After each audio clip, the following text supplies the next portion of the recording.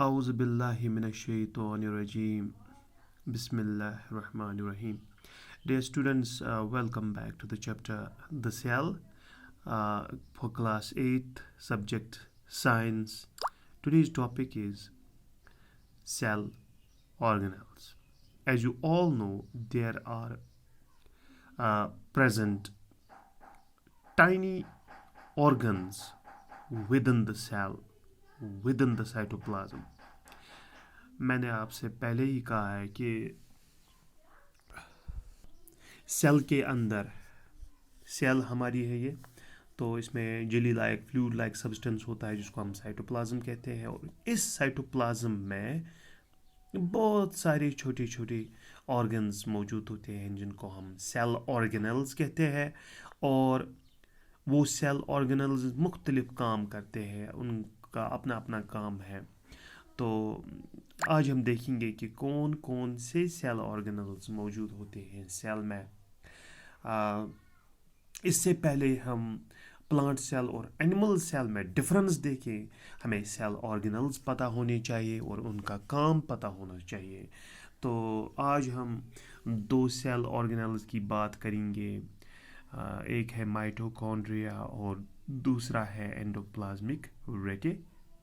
These are the important organelles of a cell, and let's talk about these two organelles, cell organelles. First, we will take mitochondria. पहले हम mitochondria की बात करते हैं। तो मैं पहले यहाँ पे mitochondria की जो शेप है, स्ट्रक्चर इसका है, वो यहाँ पे बनाऊंगा और इसके बाद आपको एक्सप्लेन करूँगा कि mitochondria क्या है और इसका क्या काम है। तो चलिए हम माइटोकॉन्ड्रिया की यहाँ पे शक्ल बनाते हैं कि कैसी होती है इसकी। तो सबसे पहले जो माइटोकॉन्ड्रिया में होता है वो होता है एक मेम्ब्रेन, एक बाउंड्री होती है, ठीक। इसको हम आउटर मेम्ब्रेन कहते हैं, आउटर मेम्ब्रेन कहते हैं, ठीक। और उसके बाद एक और मेम्ब्रेन होता है जिसको हम इनर मेम्ब्रेन कहते हैं, मगर वो फोल्डेड होता है, मतलब उसके फिंगर लाइक प्रोजेक्शंस होते हैं, जिस तरीके से एमोबा के फिंगर लाइक प्रोजेक्शंस होते हैं, तो इसके भी फिंगर लाइक प्रोजेक्शंस है।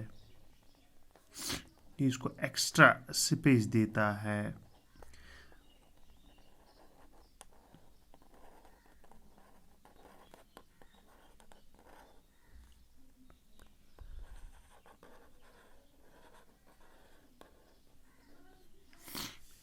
ठीक, तो ये रहा इसका inner membrane, this is it is inner membrane.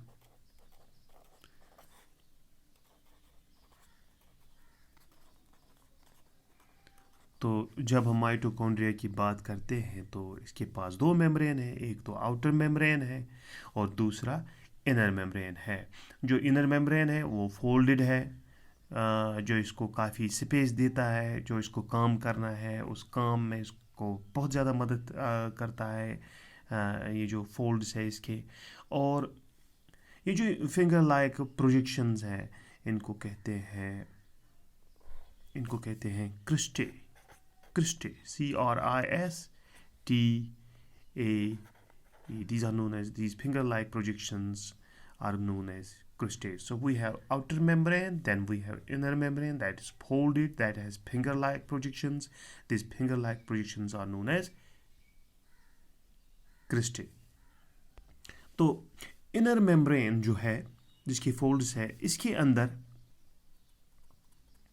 बिल्कुल जिस तरीके से सेल के अंदर, सेल मेम्ब्रेन के अंदर जो ये jelly like fluid like substance होता है जिसको हम साइटोप्लाज्म कहते हैं, तो माइटोकॉन्ड्रिया के इनर मेम्ब्रेन के अंदर भी फ्लूइड लाइक सब्सटेंस है, बिल्कुल फ्लूइड लाइक सब्सटेंस है इस इनर मेम्ब्रेन के अंदर। तो इस फ्लूइड लाइक सब्सटेंस को हम साइटोप्लाज्म नहीं कहेंगे, न्यूक्लियोप्लाज्म भी नहीं कहेंगे। न्यूक्लियस के अंदर भी जो फ्लूइड होता है उसको हम न्यूक्लियोप्लाज्म कहते हैं। सेल के अंदर जो फ्लूइड होता है उसको हम साइटोप्लाज्म कहते हैं। और जो माइटोकॉन्ड्रिया के अंदर जो फ्लूइड होता है, यानी इनर मेम्ब्रेन के अंदर जो फ्लूइड होता है, इसको हम कहते हैं, मैं आपको बताऊंगा इसको क्या कहते हैं। तो इस फ्लूइड को हम कहते हैं मैट्रिक्स। यानी माइटोकॉन्ड्रिया के अंदर जो फ्लूइड होता है, जेली लाइक सब्सटेंस होता है, उसको मैट्रिक्स कहते हैं। ठीक, तो एक तो रहा माइटोकॉन्ड्रिया का आउटर मेम्ब्रेन, दूसरा रहा इनर मेम्ब्रेन जो जिसमें फोल्ड्स है, जिसमें फिंगर लाइक प्रोजेक्शंस है। और ये जो फिंगर लाइक प्रोजेक्शंस है इनको हम क्रिस्टे कहते हैं। उसके बाद ये जो इनर मेम्ब्रेन है, इसके अंदर जो फ्लूइड है, उस फ्लूइड को हम मैट्रिक्स कहते हैं। ठीक, और एक चीज़ आप देख लीजिए, आउटर मेम्ब्रेन और इनर मेम्ब्रेन के बीच में भी स्पेस है। देखिए, आउटर मेम्ब्रेन ये है और इनर मेम्ब्रेन ये है, तो इसके बीच में जो ये स्पेस है इसको कहते हैं इंटर मेम्ब्रेन स्पेस। इसको कहते हैं inter membrane space. Inter membrane space यानी दो मेम्ब्रेन्स के बीच में जो दो लेयर्स के बीच में जो स्पेस है, जगह है, उसको इंटर मेम्ब्रेन स्पेस कहते हैं हम। और ये जो फिंगर लाइक प्रोजेक्शंस है, अंदर से इसके कुछ प्रोटीन मॉलिक्यूल्स है यहाँ पे लगे हुए हैं मेम्ब्रेन के अंदर। बहुत सारे प्रोटीन मॉलिक्यूल्स हैं अंदर, तो हर जगह जहाँ पे फोल्ड्स है वहाँ पे ये मौजूद है यहाँ पे। अच्छा, ये प्रोटीन मॉलिक्यूल्स जो है इनको कहते हैं एटीपी सिंथेस। एटीपी सिंथेस कहते हैं इन प्रोटीन मॉलिक्यूल्स को। ये जो छोटी छोटी पार्टिकल्स है, मॉलिक्यूल्स है, इनको एटीपी सिंथेस कहते हैं। और इनका क्या काम है मैं आपको अभी बताऊंगा, जब मैं आपको फंक्शंस बताऊंगा माइटोकॉन्ड्रिया के। तो स्ट्रक्चर तो हम बना चुके हैं माइटोकॉन्ड्रिया का। ये माइटोकॉन्ड्रिया जो है ये साइटोप्लाज्म के अंदर होता है। तो ये बहुत सारे माइटोकॉन्ड्रिया होते हैं साइटोप्लाज्म में। In fact there are thousands of mitochondria present inside the present within the cytoplasm. हज़ारों माइटोकॉन्ड्रिया इस साइटोप्लाज्म में होते हैं। मैंने तो एक ही माइटोकॉन्ड्रिया बनाया। तो ये जो माइटोकॉन्ड्रिया है, it is a double membrane organelle. तो सबसे पहले हम अगर देखेंगे इसका स्ट्रक्चर देखेंगे, अगर सवाल आएगा व्हाट इज़ माइटोकॉन्ड्रिया, तो हम लिखेंगे mitochondria. Mitochondria is a double membrane organelle. Double membrane organelle यानी वो ऑर्गेनल है जिसके दो मेम्ब्रेन है, दो लेयर्स है। ठीक, कहाँ पे मौजूद है? Found within the cytoplasm. Found within the cytoplasm. ये साइटोप्लाज्म के अंदर मौजूद होता है। ठीक, तो मैंने आपको पहले ही कहा है there are thousands of mitochondria present inside the cytoplasm. So what is mitochondria? Mitochondria is a double membrane organelle found within the cytoplasm.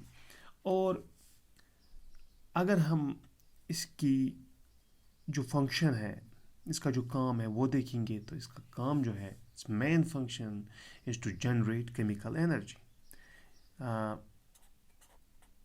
Its function is to generate, यानी पैदा करना, बनाना, is to generate energy, or we can say chemical energy पैदा करना।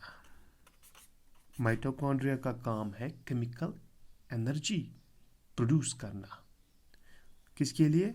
For the cell, यानी cell के लिए energy produce करना, ये माइटोकॉन्ड्रिया का काम है। क्योंकि सेल को बहुत सारे फंक्शंस करने हैं, तो उसको एनर्जी चाहिए, तो वो एनर्जी प्रोड्यूस करता है कौन? माइटोकॉन्ड्रिया। ठीक, तो ये एनर्जी यानी केमिकल एनर्जी जो ये प्रोड्यूस करता है माइटोकॉन्ड्रिया, तो ये कहीं ना कहीं पे तो स्टोर रहना चाहिए। ठीक है, ये पैदा तो करता है, it produces energy, chemical energy, मगर कोई तो चीज़ होगी यहाँ पे इस माइटोकॉन्ड्रिया में जो इस एनर्जी को स्टोर करेगी। इसको स्टोर करने की भी ज़रूरत है। ठीक, हमारे पास सन है, that is the main source of energy. अब इस सन की एनर्जी को अब ट्रैप करना है, हमें इसको स्टोर करना है। जितना हम ज़्यादा स्टोर करेंगे उतनी हमें ज़्यादा एनर्जी मिलेगी। तो इसी तरीके से जो माइटोकॉन्ड्रिया का काम है एनर्जी प्रोड्यूस करना, मगर इस एनर्जी को ट्रैप करने की ज़रूरत है, इसको स्टोर करने की ज़रूरत है। तो इसको कौन स्टोर करेगा? ठीक, वो हम देखेंगे। तो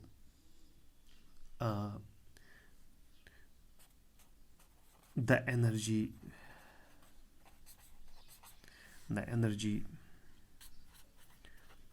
produced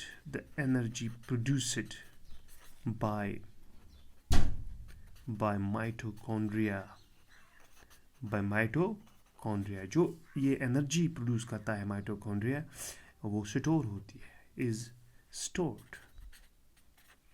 स्टोर भी तो करना है इसको, is stored in small molecules, छोटे छोटे मॉलिक्यूल्स में इनको स्टोर करना है। ठीक है, the energy produced by mitochondria is stored in small molecules called, उन छोटे छोटे मॉलिक्यूल्स को हम कहते हैं ATP। ATP का फुल फॉर्म है एडेनोसिन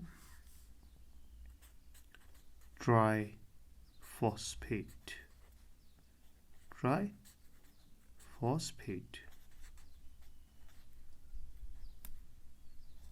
ठीक, तो ATP जो है it's full form is adenosine triphosphate. ये छोटी छोटी मॉलिक्यूल्स होते हैं, तो इन छोटी छोटी मॉलिक्यूल्स का काम है एनर्जी स्टोर करना, और ये माइटोकॉन्ड्रिया के अंदर होते हैं मौजूद। और इन ATP मॉलिक्यूल्स को तैयार करता है ATP सिंथेज, जो कि एक प्रोटीन है। ठीक, ये जो मैंने यहाँ पे डॉट्स डाले हैं, these are known as ATP synthase, these are actually protein molecules, और इन्हीं का काम है ये ATP molecules बनाना। ATP molecules को कौन बनाता है? ATP synthase। और ATP synthase जो है ये असल में प्रोटीन molecules है, और इनका काम है ATP यानी एडेनोसिन ट्राइफॉस्फेट मॉलिक्यूल्स तैयार करना। और ये जो ATP मॉलिक्यूल्स हैं ये फिर एनर्जी को स्टोर करते हैं माइटोकॉन्ड्रिया के अंदर। ठीक, तो चूंकि माइटोकॉन्ड्रिया जो है इसका जो काम है एनर्जी प्रोड्यूस करना, तो लिहाजा इसको हम कहते हैं, माइटोकॉन्ड्रिया जो है इसको हम power house of the cell भी कहते हैं। Mitochondria is also known as power house of the cell। ठीक, तो ये एनर्जी जनरेट करता है, तो इस लिहाजा हम इसको power house of the cell भी कहेंगे। किसको? माइटोकॉन्ड्रिया को। और एक चीज़ हम कह सकते हैं कि it is responsible for cellular respiration. ये जो माइटोकॉन्ड्रिया है चूँकि ये एनर्जी प्रोड्यूस करता है, इसको ऑक्सीजन इसके लिए चाहिए, तो वहाँ पे ऑक्सीडेशन होती है। असल में जो फूड मॉलिक्यूल्स होते हैं यहाँ पे in the form of glucose, उसको उसकी ऑक्सीडेशन करनी है, उसका ब्रेक डाउन करना है, तभी तो एनर्जी मॉलिक्यूल्स प्रोड्यूस होंगे। तो उस प्रोसेस को हम कहते हैं cellular respiration. So mitochondria is also responsible for cellular respiration, यानी एनर्जी प्रोड्यूस करना, ऑक्सीडेशन ऑफ फूड मॉलिक्यूल्स, यानी अगर हम ऐसा कहेंगे कि it is responsible for cellular respiration तो गलत नहीं होगा. It is responsible it is responsible for cellular respiration यानी जो ऑक्सीडेशन ऑफ फूड है, ब्रेक डाउन ऑफ फूड है, तो ये माइटोकॉन्ड्रिया का ही काम है फिर एनर्जी प्रोड्यूस करना. So mitochondria is responsible for cellular respiration. It's also known as the powerhouse of the cell. Mitochondria is a double membrane organelle found within the cytoplasm. Its function is to generate chemical energy for the cell. Cell के लिए energy produce करना यही mitochondria का काम है. The energy produced by mitochondria, जो ये energy produce करता है mitochondria, ये store होता है छोटी छोटी मॉलिक्यूल्स में जिनको हम ATP कहते हैं, जिसकी फुल फॉर्म है एडिनोसिन ट्राई फॉस्फेट. और इन ATP मॉलिक्यूल्स को प्रोड्यूस करता है ATP सिंथेज, जो कि प्रोटीन मॉलिक्यूल्स होते हैं. तो यही ATP मॉलिक्यूल्स को जनरेट प्रोड्यूस करते हैं, जो कि फिर एनर्जी को स्टोर करते हैं. तो माइटोकॉन्ड्रिया को power house of the cell भी कहा जाता है, और ये इसकी जो जिम्मेदारी है वो है cellular respiration, that means oxidation of food, that means break down of food to produce energy. Okay, this was about mitochondria. Now we will talk about endoplasmic reticulum. I think it will be in the next video because the time has gone past more than 16 minutes, so it will be very difficult to upload such a big video. So we are going to talk about endoplasmic reticulum in the next video. Okay, thank you very much.